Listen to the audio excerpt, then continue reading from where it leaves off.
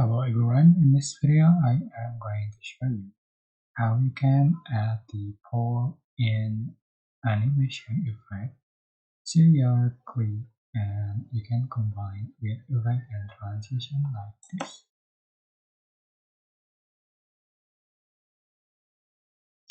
So how you can create this effect, this edit.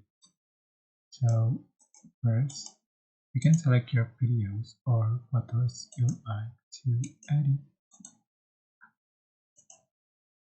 and go to animation and select in animation.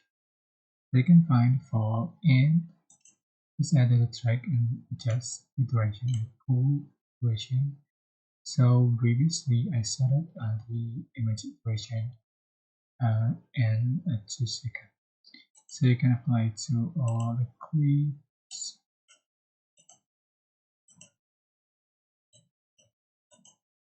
And after done, you are just going to select camera shake, just click effect and select camera shake and full duration till the end of the clip,